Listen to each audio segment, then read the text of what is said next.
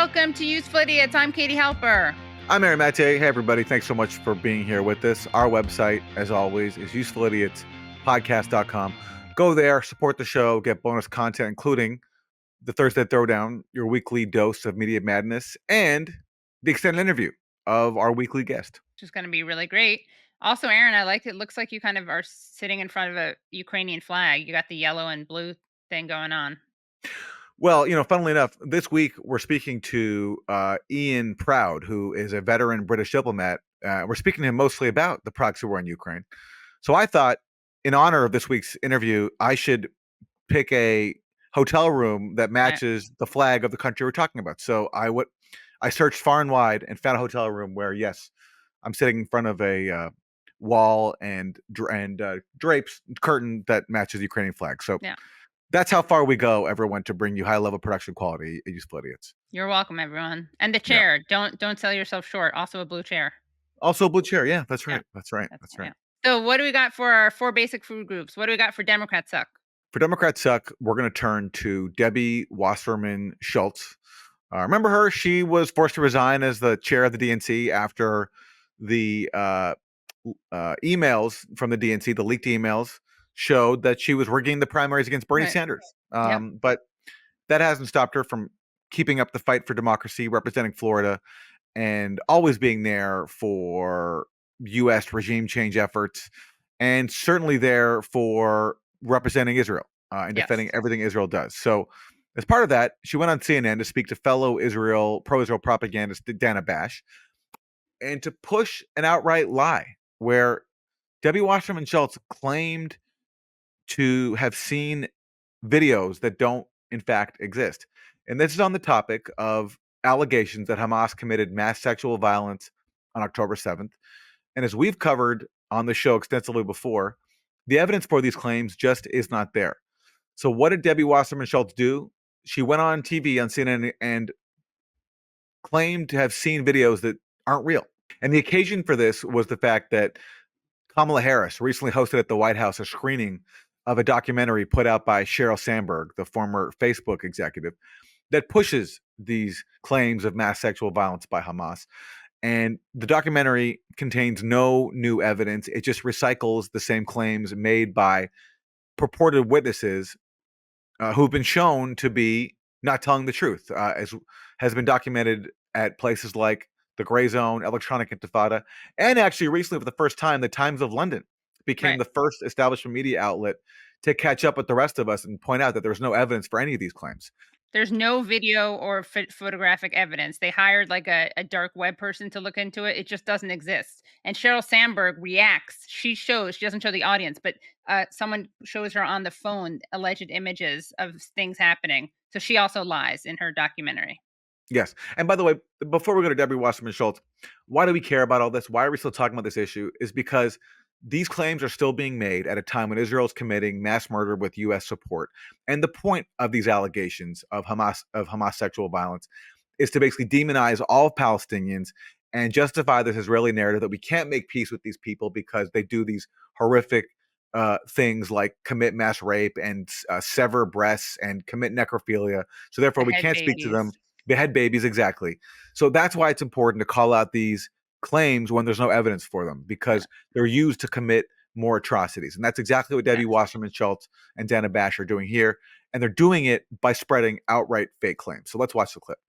Using the White House's platform to make sure that the world knows that Hamas used sexual violence and continues to use it as a weapon of war is violating women, Israeli women. And I hosted a forum with the second gentleman on Capitol Hill a few months ago, and the Israeli police came and showed us videos that were taken by Hamas terrorists themselves, engaging in the kind of sexual violence that Sheryl's film shows, cutting off the breasts while raping their victims, and firsthand accounts from first responders, as well as others and Israelis who were hiding from Hamas terrorists.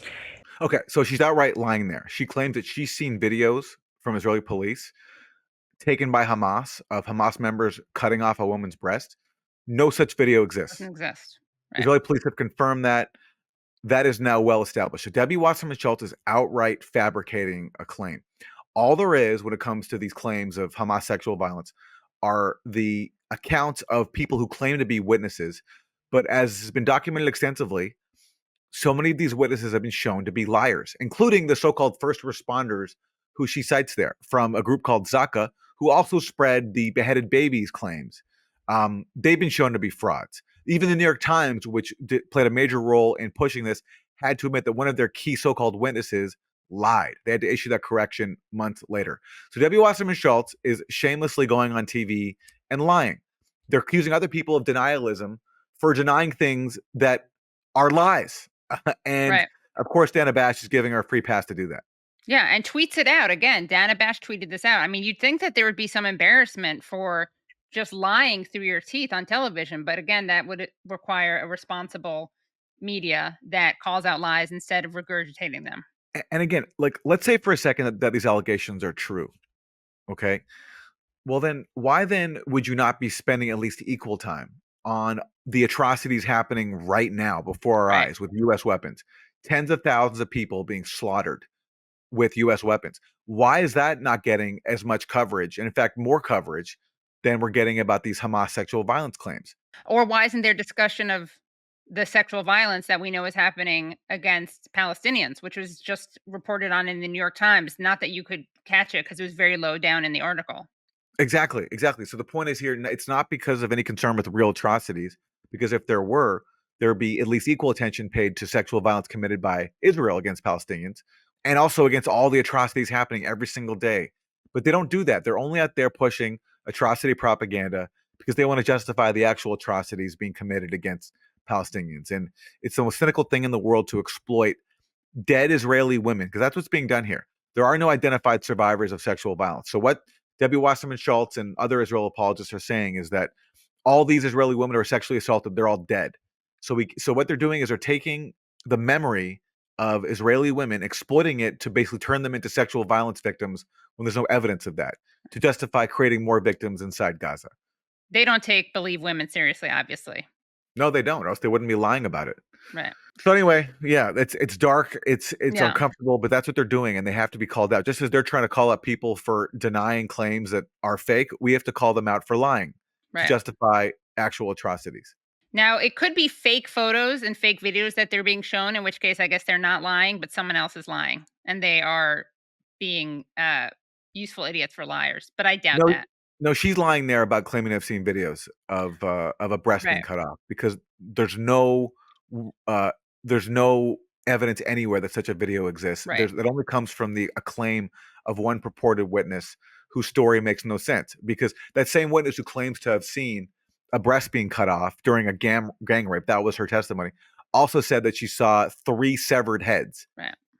And then the question becomes, where are those severed heads? There's no evidence of them whatsoever. Israeli police have admitted that. The New York Times, after we called out the Times for printing that witness's claims, the New York Times claimed that Israeli police told them they found 3 severed heads, but only the New York Times was told that explosive information. Right. No one else has gotten that. The Israeli police haven't said that anywhere else, which leads to the only reasonable conclusion that that was yet another lie.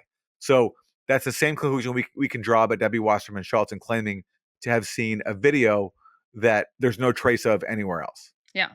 I was just suggesting it could have been AI or something, but probably not. No, it's just imagination. Yeah. It's just lie. It's lies. Yes. Yeah. It's just Yeah. lies. Yeah. Well, we're going to shift to some lighter news for the Republican suck. So, for Republican suck, let's take a look at this very good investigative Twitter thread from Michael Tracy. So, here's the first tweet. A Vermont state legislator got caught repeatedly pouring water into a fellow legislator's bag. Let's take a look at the video.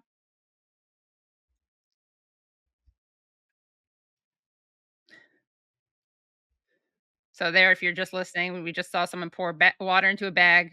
Now we see someone reaching into his bag, discovering presumably that there's water in it, walking away, upset. Okay, then we see the same woman go back, put more water in the bag. Okay, now we learn from Michael Tracy That the water pour is Rep. Mary Morrissey of Bennington, Republican. Wetbag haver is Rep. Jim Carroll, Democrat of Bennington. Apparently, the two have known each other since childhood. So maybe you think it's a fun game between friends that are pranking each other. Well, no, let's go to the next tweet.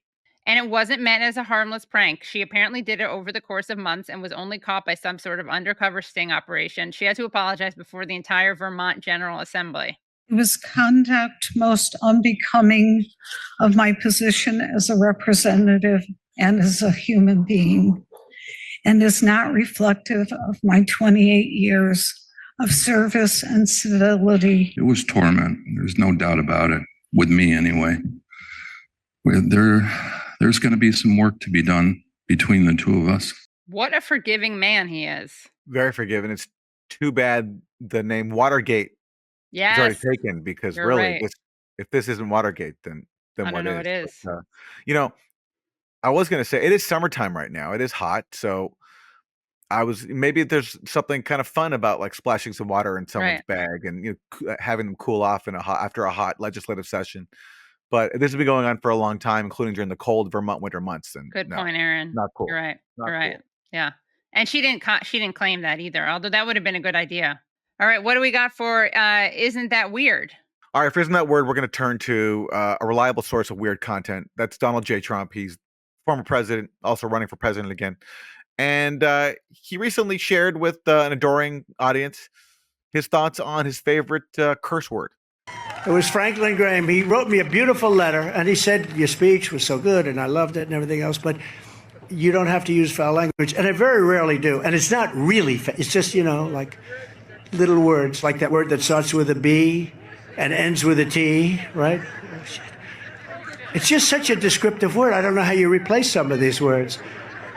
But I think of him when I'm about to do, and usually last speech I said I'm going to behave, and I did. I totally behaved. This one I did use those two words, the same word twice. Biden would say I used 3 words 4 times. Remember that?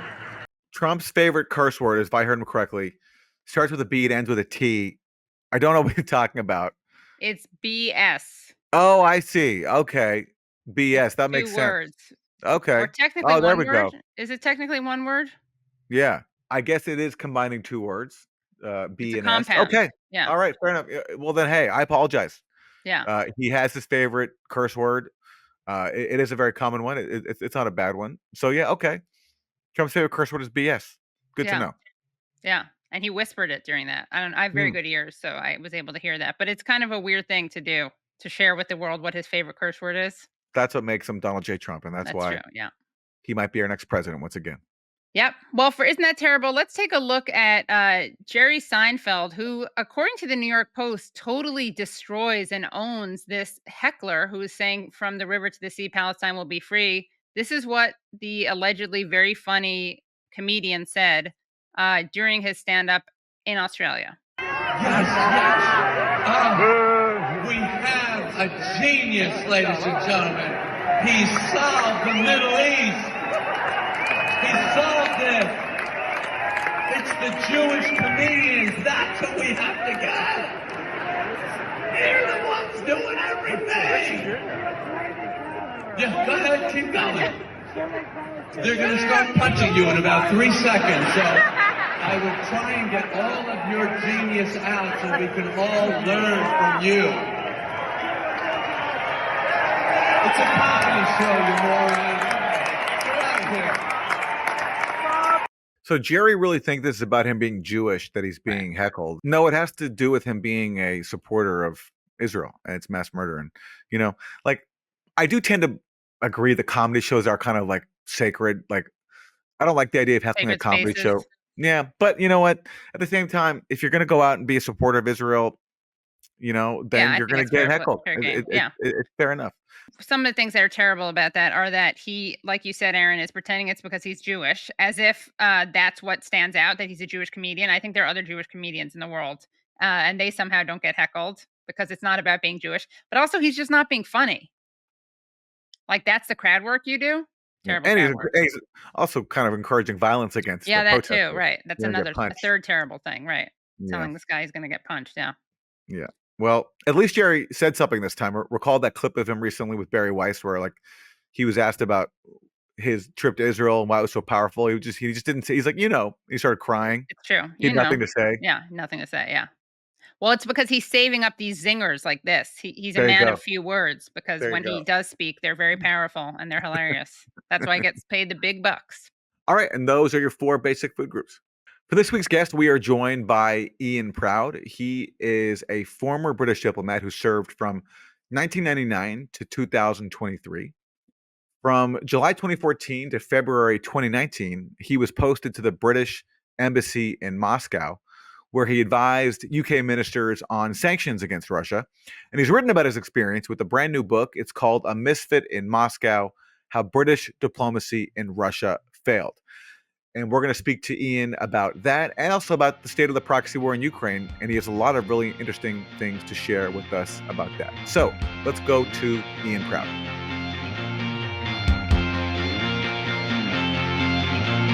Ian Proud, thanks so much for joining us. Thanks very much for inviting me. It's really nice to meet you both. Well, likewise. And it's great to have you on because you are a veteran diplomat.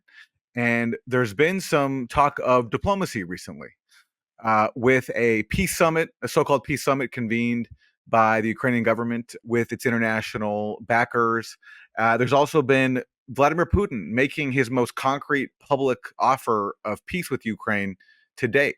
So I'm curious your reaction to all of this. Let's start with the peace summit. This was a big deal for the Ukrainian government. A lot was riding on the summit for them. What is your assessment of how things went? I mean, I think you summed it up well, Aaron, by saying the so-called peace summit, because really 2/3 of the representatives there were from European countries or Western allies that have sanctioned Russia. And there's a handful of 27 other countries that kind of signed on to this declaration, including global titans like Comoros and Timor-Leste. But actually, what it really proved was that the global south and like the BRICS group was turned off by this, which they saw as a one-sided kind of echo chamber for Zelensky to really kind of push for his so-called 10-point peace formula, which basically means please give me more weapons. So BRICS kind of refused to kind of sign that. The global south too. The whole thing's been kicked into the long grass, quite frankly, and it doesn't really take us any further forward to the actual point at which peace may be secured, which will unfortunately, whether Zelensky likes it or not, involve him sitting around the table with Putin. What do you make of the fact that Joe Biden didn't even show up for this peace conference? And it's not like it would have taken him a long time to get there. He was already in Europe for the G7 summit in Italy. And rather than just stopping over in Switzerland on his way home, he flew back. And Zelensky was very upset by that. He didn't make it secret that he wanted Biden to be there. And Biden didn't show up. Yeah, and Kamala Harris only actually stayed for a day as well of the 2-day event.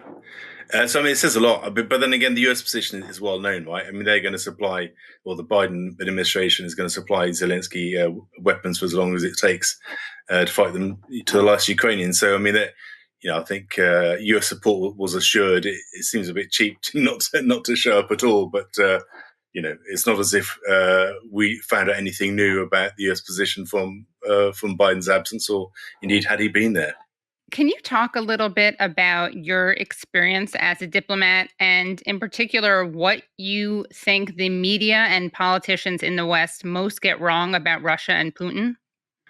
So there's an awful lot of fake narrative around Russia. One of the biggest ones, I suppose, is that kind of Russia is this imperialist empire that's intent on invading Lithuania, Poland, Estonia next if they succeed in Ukraine. There's absolutely never been any evidence that was the case, not least because they're all NATO countries and NATO vastly outnumbers Russia in its size. I mean, that's one of the kind of biggest fake narratives that kind of really propels the West forward in boosting up its own defense spending, which is already more than 10 times bigger than Russia's, but also kind of maintaining the stance that, we have to keep sending weapons into Ukraine. So that's a big one. There are lots of other kind of weird sub-narratives as well, like, Putin's on the verge of death. And that if we only wait a bit longer, then he'll be gone and the world will be a better place again. I mean, I've been hearing this rumor for a decade since I first arrived in Moscow in the summer of 2014. He still appears to be in the rudeness of health, dare I say, possibly healthier even than the president of the US. Who knows? But that's another one. Full-scale invasion is another really common narrative that comes in. Russia launched this full-scale invasion of Ukraine. Clearly, they did so with about 150, 160,000 troops out of a total military strength of 1.5 million. So that's not really true. I mean, if you look at any kind of Western press report about what's happening in Ukraine, it's littered with all these kind of narratives around, Yanukovych's downfall in February of 2014 as well. I mean, it's just, from my point of view, sort of certainly reading Western media feels much like, frankly, reading the Russian media, ironically. In Putin's recent speech that he gave to Russian foreign ministry officials, where he laid out his public peace offer to Ukraine, which was basically Ukraine should declare neutrality, as its founding constitution actually once did. So that's not exactly a radical demand. But he also demanded that Ukraine withdraw from all 4 regions that Russia has laid claim to, even though Russia doesn't fully control those regions. Putin also said, though, and I'm curious your reaction to this, that the aim of the Russian invasion of Ukraine in February 2022 was to, in his words, I'm paraphrasing, was to coerce diplomacy, that Ukraine was refusing to implement the Minsk Accords. Ukraine sponsors, namely the U.S., were refusing to negotiate with Russia over its December 2021 draft treaty addressing Russian grievances about NATO expansion. And so the aim of the invasion, he said, was to basically impose the diplomacy that Ukraine and its sponsors were refusing to undertake. And it almost worked, because there were negotiations immediately. This led up to Istanbul. As we know, there was almost a deal there until all that collapsed. But I'm curious, I mean, just on Putin's claim about trying to impose diplomacy at the barrel of a gun, do you think that's a fair assessment of Russian goals when it invaded Ukraine? Yeah, it is. I mean, that's what Putin said. There's no reason not to take him as well. I mean, if you take a step back to kind of February 2015, when the Minsk agreements were settled, they imposed requirements on the Ukrainian authorities, much like they imposed requirements on the kind of separatist authorities in the Donbass, to kind of move towards some sort of peace process that secured Ukraine's border, but critically actually led to some sort of negotiated devolution in the Donbass, which would give the kind of separatists more of a political stake in kind of self-government while still remaining within the territory of the Republic of Ukraine, right? So the Ukrainian government had to kind of push forward, and of course they never did, and the US and the UK in particular never really kind of forced the Ukrainians to kind of hold up in good faith their end of the bargain within the Minsk II agreements, which quickly rendered those agreements kind of dead in the water. So kind of fast forward to sort of January 2022, you got Dmytro Kuleba, the Ukrainian foreign minister, saying, well, we will never offer devolution to the Donbass. I mean, this is what he said. Look it up, and I'm not making it up, but you can sort of read it online.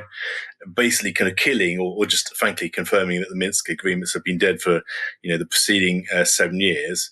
And, that was one of many reasons, in addition to kind of, Putin's ventures at the end of 2021 on NATO expansion being rebuffed, which, made Putin decide to roll the dice in the way that he did. In Putin's speech, he talked about actually an episode early on in the invasion where he was speaking to someone he described as a Western diplomat. I think he's talking about Naftali Bennett, the former prime minister of Israel, who asked him about, well, you have Russian troops, not just in the Donbass, but these 2 other regions, including Zaporizhzhia. And he said, well, like, what is your plan there? Do you plan to permanently occupy those places? And Putin claims that he said that actually, if Ukraine could promise us a land bridge to Crimea, then we wouldn't have to be there, basically. That's what I took from Putin's message. And those regions that he's talking about are the regions that he's now claimed to annex. So I'm wondering if you saw in that maybe Putin was saying that, well, if Ukrainian troops withdraw from those regions, then maybe we can discuss some arrangement where we just get a land bridge to Crimea and Ukraine could ultimately keep land that Russia has now claimed as its own. Yeah, that's absolutely right. I mean, there was definitely scope to kind of retrench back to the pre-February 2022 borders, including possibly a kind of land bridge through to Crimea, through kind of Mariupol at that time. But of course, that was killed dead in the water as soon as the Istanbul negotiations fell apart upon what we now know to be kind of US insistence, but what we've known for a long time to be kind of UK insistence too. So yeah, I mean, I think that's entirely kind of consistent with the evidence from that time that have come out of the negotiations that were taking place, really from just like a few days after the war actually started in February 22. So yeah. As someone who worked for the British government, what can you tell us that isn't already kind of widely known about what Boris Johnson did when he spoke to Zelensky and urged him not to negotiate with Putin?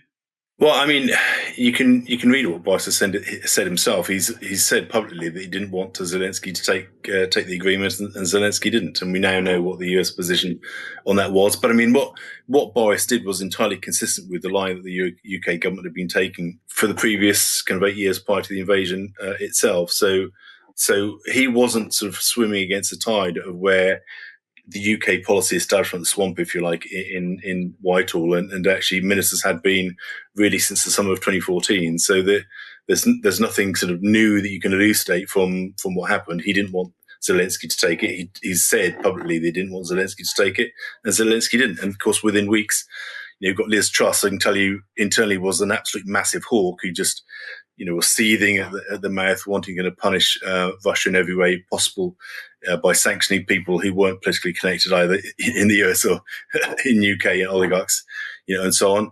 And from inside of the kind of the walls of King Charles Street at the time, I mean, she would do anything to kind of punish Russia. And of course, you found within just over 2 weeks after Zelensky had binned the Istanbul agreements, she was actually calling for Ukraine to then take back Crimea.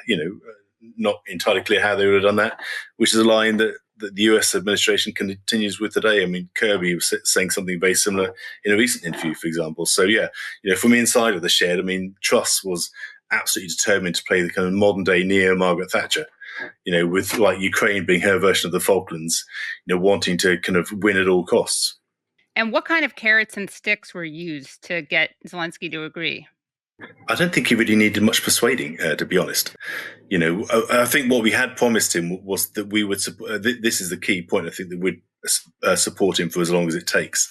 This awful phrase, as long as it takes. And of course, what we now know is that actually, it's been taking too long, and Western support for continued weapon shipments to Ukraine has been sort of gradually, slowly kind of withering away, and the future of that remains uncertain, to the point where now actually the key areas of support that kind of the West, including G7, is supplying to Ukraine is in the form of loans. This infamous kind of 50 billion, using the interest from the kind of stolen Russian assets in Belgium, for example. So we're moving beyond actual handouts to loans on top of what was already a massively indebted country, Ukraine. And nobody's really thinking long term about what that means for Ukraine as and when, if kind of a war ever stops.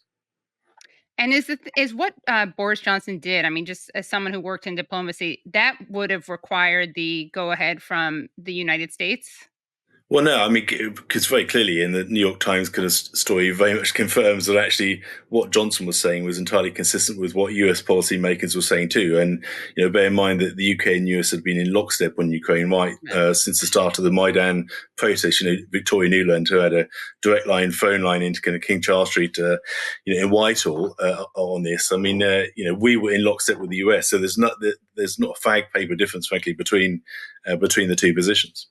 Well, let me ask you about that New York Times article, because it's fascinating. The fact that it's published is extraordinary. So these Istanbul talks are more than 2 years old. According to all parties, they almost had a deal.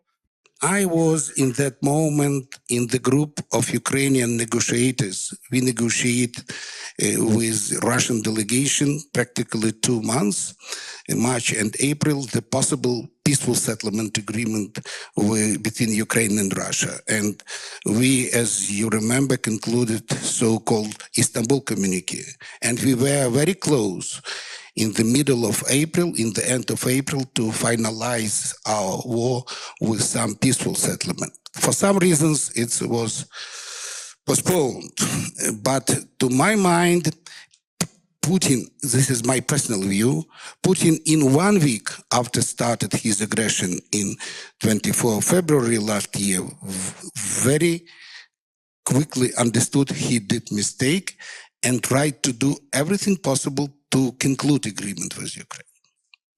And Istanbul communique, it was his personal decision to accept the text of this communique, which totally far away from the initial proposal of Russia, ultimatum proposal of Russia, which they put before the Ukrainian delegation in Minsk. So we managed to find a very real compromise.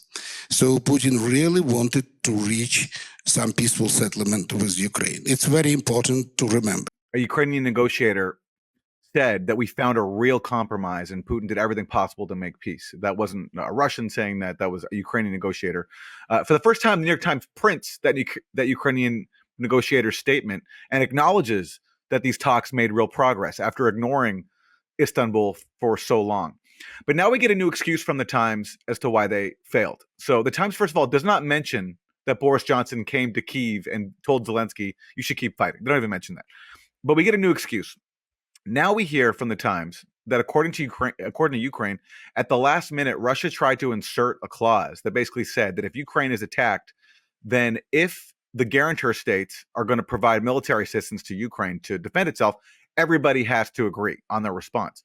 And that, Ukraine says, was Russia's attempt to basically veto any future defense of Ukraine against a future Russian attack. Because according to Ukraine, the argument here is that if Russia attacked Ukraine again, Russia could then veto any military response by Ukraine's partners because under this proposed peace deal that Russia was trying to push through, Russia would have a veto. But the problem with that argument, and I'm curious your thoughts on this, is that the agreement already says that Russia agrees not to attack Ukraine again. That's Article 2. It's like, right, that's the whole premise of this whole agreement. So it wouldn't make sense for Russia to attack Ukraine again and then say nobody can come help Ukraine because that would be in violation of the treaty. If Russia's already attacking Ukraine, then they're already in violation. And second of all, this is a brand new excuse. We've previously got other excuses. First, we were told that the reason the talks didn't work out was because of Bucha, the alleged Russian atrocities that were discovered in Bucha. But that never made sense because the talks continued well after Bucha came to light. And then we got another excuse from the top Ukrainian negotiator, David Abrahamian, I think is how you pronounce his name. He said that this didn't work, A, because Boris Johnson told us not to, and B, because we didn't trust Russia. But now we get a new excuse that it's because Russia tried to insert this last-minute clause. So I'm curious your thoughts on whether you think that this excuse is believable. Look, I don't think it's believable. I mean, I think everybody's trying to retrofit the narrative now to suit their own purposes, right? And, of course, they have to say that after the rather embarrassing kind of leak of these state documents. Look, what is clear is that agreement, irrespective of the issue of security guarantees and which states would have been parties to security guarantees, would have taken NATO membership off the table. And that is and has always been the kind of critical point for Russia, and is the point that it ultimately kind of precipitated.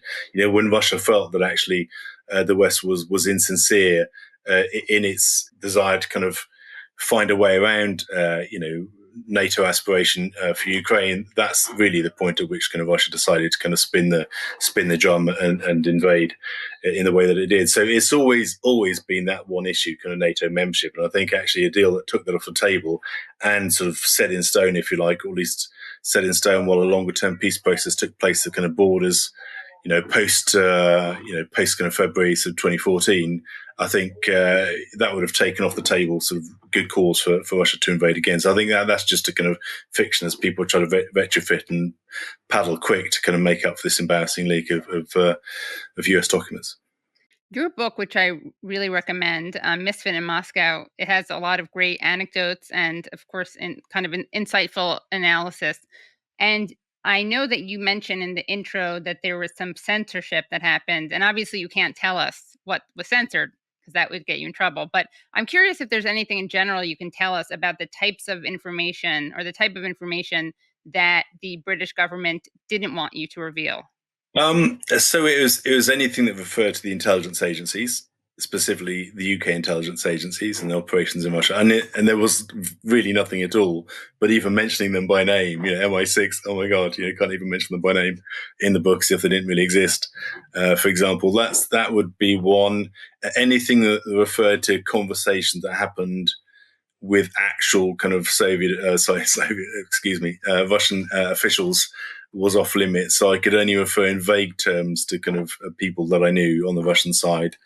And they're a bit shy about anything suggesting that senior sort of, UK diplomats actually might like senior Russian officials in any way. That caused some sharp intakes of breath. But really, there's nothing substantive in terms of the narrative. I mean, I don't feel I took anything away that actually detracted from what I had to say. But so can't mention MI6, MI5, and that kind of stuff. But yeah, geez, I mean, it didn't really affect what I wanted to write about, so I didn't worry that much about it. Right. I also heard you during an interview with Anatol Lieven. You talked about how the sanctions have backfired. Could you elaborate on that? Yeah, so I mean, the thing about sanctions, certainly European sanctions, is that they can evade a real lowest common denominator thing. The lowest thing that absolutely everybody at the time, 28 country grouping, can agree with. So lots of countries kind of didn't want things included. SWIFT wasn't included. The big kind of banking transaction service wasn't included. Several banks in Eastern Europe weren't included. The French took a long time to cancel this helicopter carrier deal, this Mistral deal, $1.1 billion dollar deal, but eventually did, under sufferance.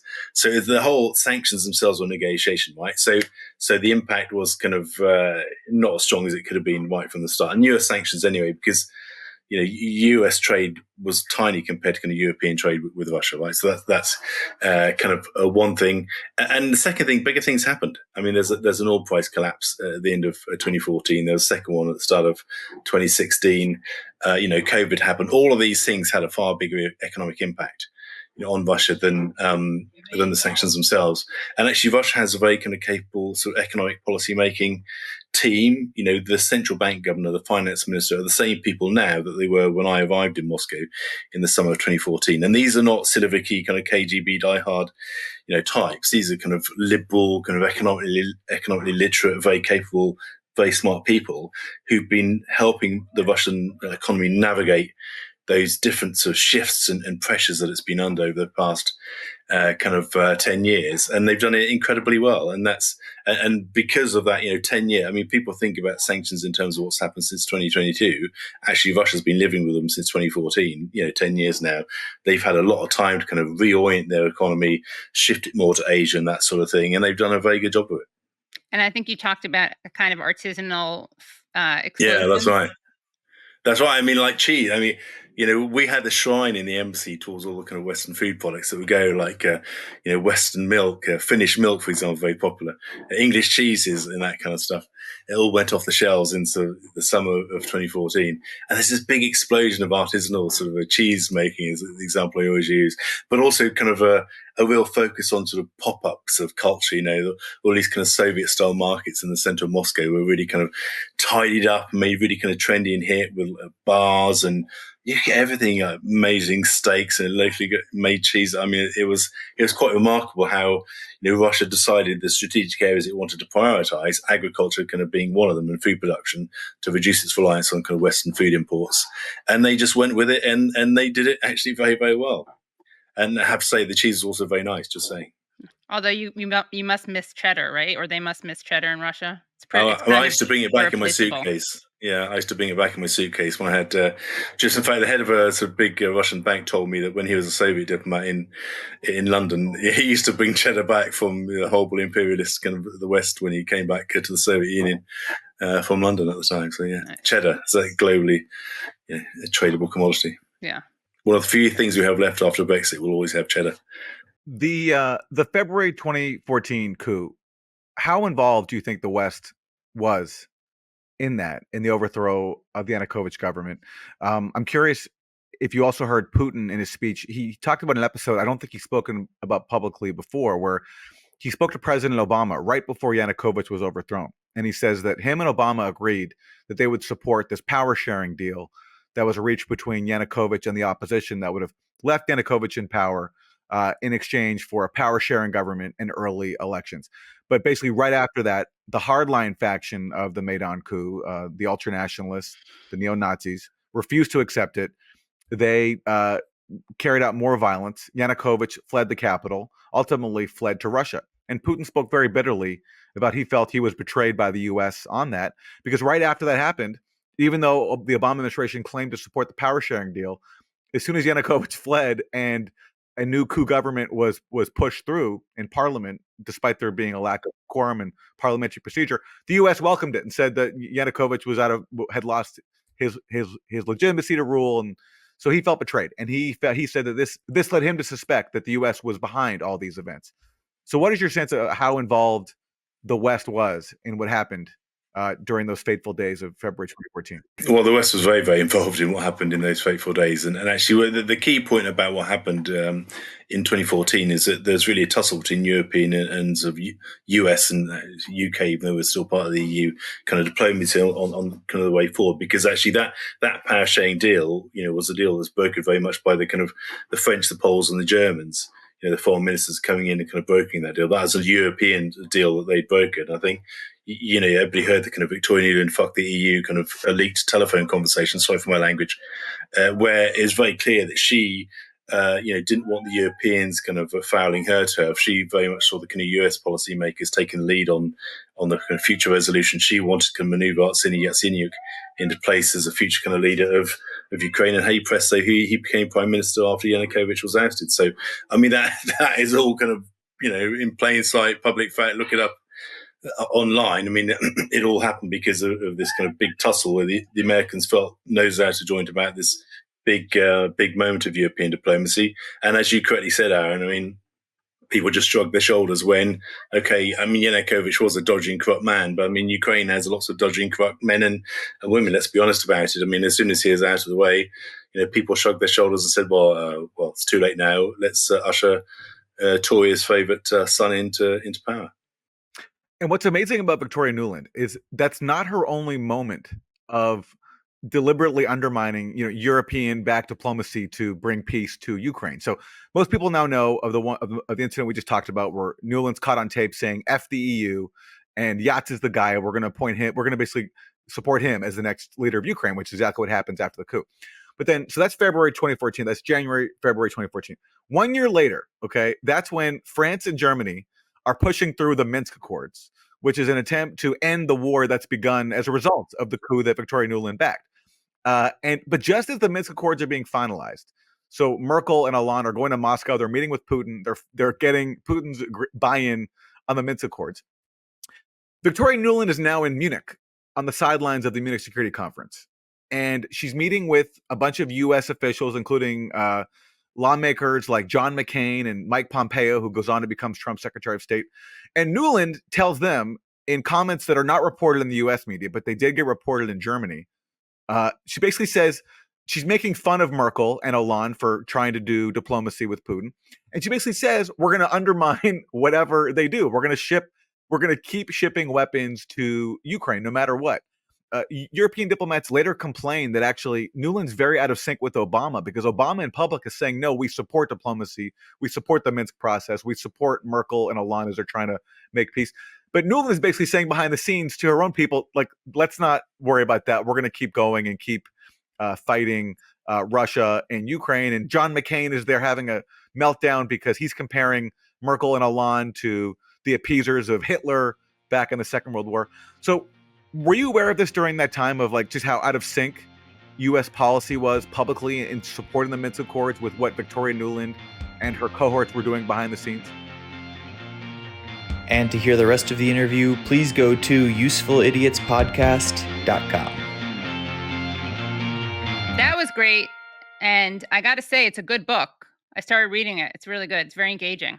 Lots of cool behind the scenes moments from working in diplomacy. Yeah. And the book, again, is called A Misfit in Moscow, How British Diplomacy in Russia Failed. Very rare to get an insider, a Western insider, speak critically of Western policy against Russia. And so Ian Pratt, I think, has done a real service here in giving us a different perspective because, as we talked about, right now, everything is so lockstep. Like the US and UK are so united behind this path of confrontation with Russia. And Ian Pratt is an insider voice saying, actually, you know what? Why don't we try diplomacy rather than fueling a conflict between the world's top nuclear powers? Something to think about. If only Antony Blinken could take some inspiration from Ian. Yeah, not going to happen. Antony Blinken can't hear the calls for diplomacy over his guitar licks to Rockin' in the Free World and whatever blues songs he plays sometimes too. All right. Well, thank you so much. Make sure that you join us at usefulidiotspodcast.com so you can see the full interview with Ian and also get access to our Thursday Throwdown, your midweek dose of media madness. Bye, everyone. Thanks so much for listening to and watching Useful Idiots. For extended episodes, bonus content, and our weekly Thursday Throwdown episode, please subscribe at usefulidiots.podcast.com. Support the show for free by subscribing on YouTube, Rumble, and wherever you get your podcasts. And if you like the podcast, don't forget to rate and review. You can also follow us on Twitter at UsefulIdiotPod. Thanks for supporting independent media. We'll see you next time.